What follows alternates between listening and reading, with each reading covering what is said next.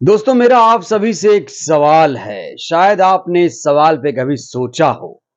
क्या आपने कभी ये सोचा है कि हमारे देश को दलित प्रधानमंत्री क्यों नहीं मिल पा रहा है?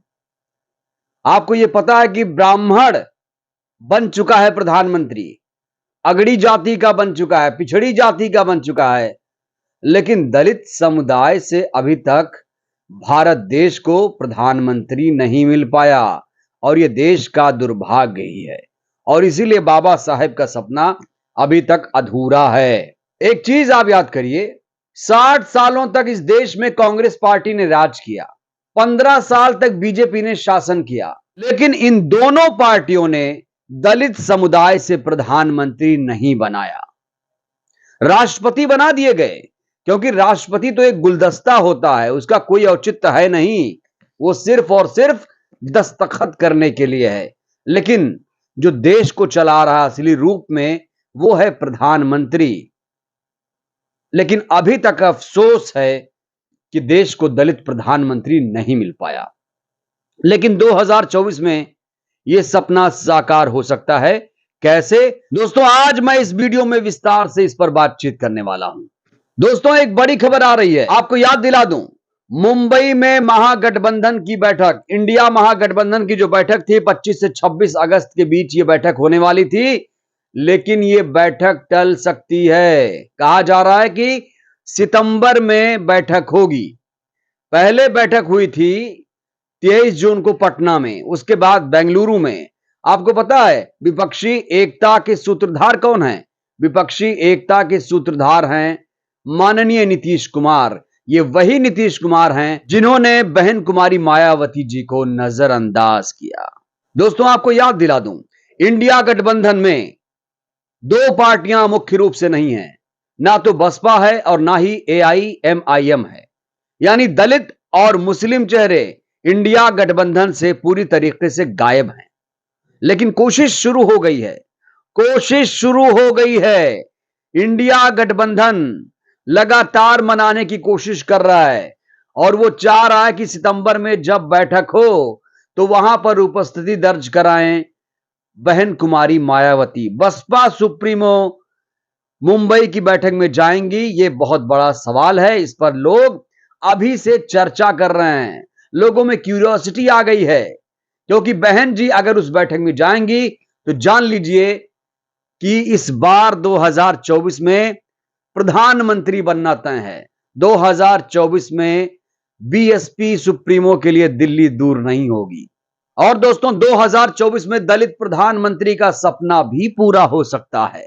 कहते हैं ना कि उत्तर प्रदेश से दिल्ली का रास्ता जाता है। अगर आपको दिल्ली की गद्दी पर बैठना है तो आपको उत्तर प्रदेश को फतेह करनी पड़ेगी। क्यों करनी पड़ेगी? क्योंकि यहां पर सबसे ज्यादा लोकसभा सीटें हैं, 80 लोकसभा सीटें हैं यहां पर। और ऐसे में हर कोई चाहता है कि कैसे हम उत्तर प्रदेश पर कब्जा करें। दोस्तों गठबंधन अभी तो नहीं हो रहा है। कहा जा रहा है कि बहन जी के पास 3 विकल्प हैं, या तो वो अकेले लड़ें, या फिर वो तीसरा मोर्चा बनाकर मैदान में कूद जाएं, या फिर इंडिया गठबंधन के साथ आए। देखिए मेरा भी मानना है और कई सारे विश्लेषक या जो कई सारे राजनीतिज्ञ हैं वो ये बात शेयर कर रहे हैं कि बहन जी इंडिया गठबंधन में आएंगी, देर सबेर भले ही, लेकिन वो इसमें अपनी उपस्थिति दर्ज कराएंगी।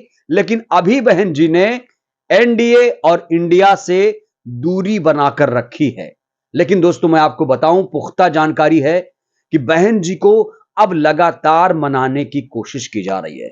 लगातार उनको फोन किए जा रहे हैं, लगातार उनको संदेशा भिजवाया जा रहा है कि बहन जी आपके बिना हम सब अधूरे हैं। और इसीलिए बहन जी भी अपने फैसले पर पुनर्विचार कर रही हैं, क्योंकि बहन जी जब कोई फैसला लेती हैं तो उसका दूरगामी परिणाम भी होता है। कोई फैसला अचानक नहीं लेती हैं, अगर लेती हैं तो उसमें भी बड़ी बात होती है। और मैं तो बार बार कहता हूं, राजनीति सीखनी है तो आपको बसपा सुप्रीमो से सीखनी चाहिए। तो उत्तर प्रदेश में दोस्तों, मैं गठबंधन की बात कर रहा हूं, उत्तर प्रदेश में अगर गठबंधन हुआ तो आपको यकीन दिलाता हूं दोस्तों 65+ सीटें गठबंधन की आ सकती हैं, जिसमें से 30 सीटें बसपा की हो सकती हैं। ऐसे भी दावे लगातार किए जा रहे हैं, सर्वे लगातार सामने आ रहे हैं।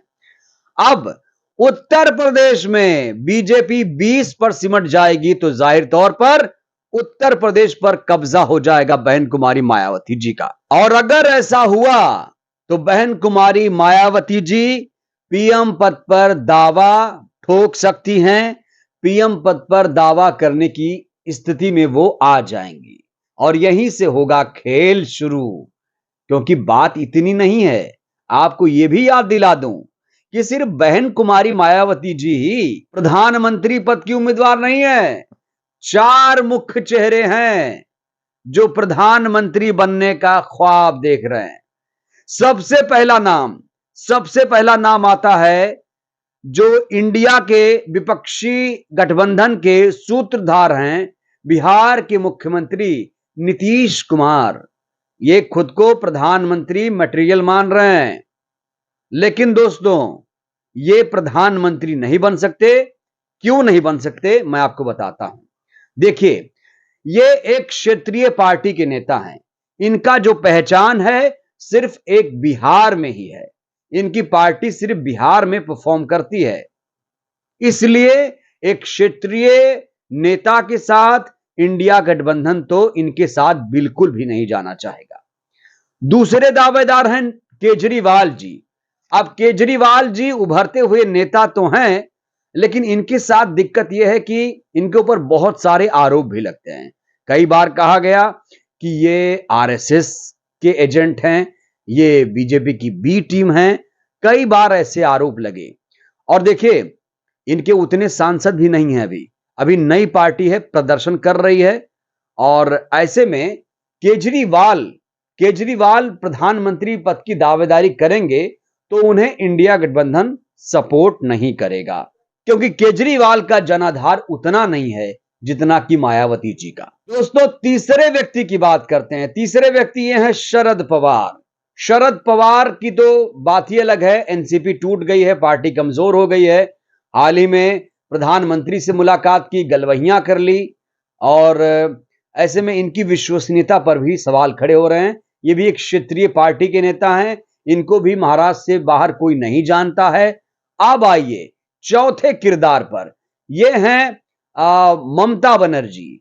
ये ममता बनर्जी हैं, पश्चिम बंगाल की मुख्यमंत्री हैं। इनकी भी अपनी एक क्षेत्रीय पार्टी है। इन्हें भी बंगाल से बाहर कोई नहीं जानता, ना तो जनाधार है बंगाल से बाहर, ना तो कोई लोकप्रियता।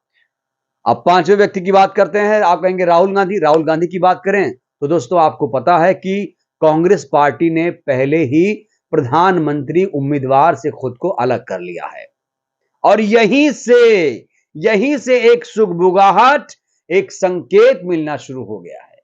अब आइए सबसे बड़े चेहरे की बात करते हैं, जो प्रधानमंत्री पद के लिए सबसे उम्दा उम्मीदवार हो सकता है। यह है बहन कुमारी मायावती जी। बसपा सुप्रीमो हैं, लोकप्रियता जनाधार में नंबर 1 है, राष्ट्रीय पार्टी के नेता हैं, 12-13 राज्यों में इनका अपना जनाधार है, दलित वोट बैंक की मालकिन है। इसके अलावा एक कद्दावर दलित महिला नेता हैं, और इसके अलावा चार बार उत्तर प्रदेश जैसे सूबे की मुख्यमंत्री रह चुकी हैं। सिर्फ मुख्यमंत्री नहीं बनी हैं, एक अच्छी मुख्यमंत्री की पहचान भी इन्होंने बनाई है। इतिहास में इनका नाम एक बेहतर प्रशासक के तौर पर भी दर्ज है। तो इतनी सारी खूबियां ना तो ममता बनर्जी में है, ना तो केजरीवाल में है, ना शरद पवार में है, ना नीतीश कुमार में है, और ना फिलहाल राहुल गांधी में है। और एक चीज और, 2019 के लोकसभा चुनाव को भी जोड़िए आप। 2019 के लोकसभा चुनाव में बहन कुमारी मायावती जी की पार्टी को 10 सीटें हासिल हुई थीं। तो आप तौल लीजिए, आप खुद आकलन करिए। अगर बीजेपी बहुमत नहीं पाती है, जाहिर तौर पर विपक्ष को कोई ऐसा नेता चाहिए जिस पर सबकी सहमति हो, किसी को आपत्ति ना हो, और बात सीधे आकर टिक जाती है बहन कुमारी मायावती जी पर, जो एकदम स्वच्छ राजनीति करती है, निर्विवाद नेता हैं, और इनके मुकाबले इंडिया गठबंधन में कोई भी नेता नहीं है जो प्रधानमंत्री पद का उम्मीदवार बन जाए, जो बीजेपी के हारने के बाद प्रधानमंत्री बन जाए। और इसीलिए मैं आपको बता रहा हूं, इसीलिए मैं कह रहा हूं कि 2024 बहन कुमारी मायावती जी के लिए बहुत ज्यादा खास है, सुनहरा मौका है। राहुल गांधी रास्ते से हट चुके हैं, कोई झगड़ा झंझट नहीं होगा, हर कोई सहमति देगा। और एक इतिहास भी तो बनाना है कि अभी तक हमारे देश को दलित प्रधानमंत्री नहीं मिला है। तो जरूरी है इंडिया गठबंधन की तरह एससी एसटी ओबीसी माइनॉरिटीज को भी संगठित होने की, इकट्ठा होने की, एकजुट होने की, जिससे मोदी को 2024 में मात दिया जा सके। क्योंकि बीजेपी के हारने की सूरत में ही बीएसपी सुप्रीमो की राह आसान हो जाती है। और इंडिया गठबंधन जीता तो ये लिख कर ले लीजिए, अगर इंडिया गठबंधन के साथ बहन कुमारी मायावती जी आती हैं तो उनका 2024 में प्रधानमंत्री बनना तय हो जाएगा दोस्तों। तो दोस्तों ये पूरी खबर थी जिस पर बात करना बेहद जरूरी था। बहुत ही अहम टॉपिक, बहुत ही अहम मुद्दा।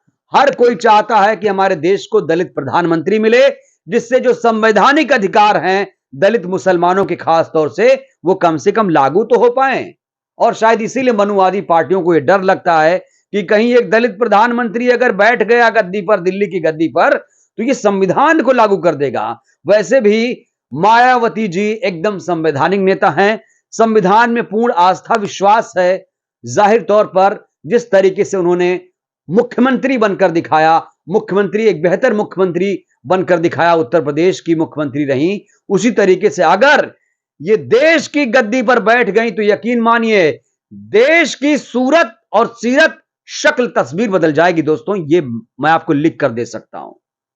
तो कुल मिलाकर एक चर्चा है और चर्चा छिड़ चुकी है। बहन कुमारी मायावती जी को मनाने की कोशिश की जा रही है। बस बहन जी के हां करने का इंतजार है। उसके बाद 24 में दलित प्रधानमंत्री मिलना पक्का है। दोस्तों मैं चाहता हूं इस वीडियो को आप लोग जन जन तक पहुंचाइए, खूब शेयर करिए, वीडियो को लाइक करिए, चैनल को सब्सक्राइब कीजिए, सपोर्ट भी करिए। इस वीडियो को जन जन तक पहुंचाइए जिससे हमारा बहुजन समाज जागरूक हो। जय भीम, जय भारत, जय संविधान।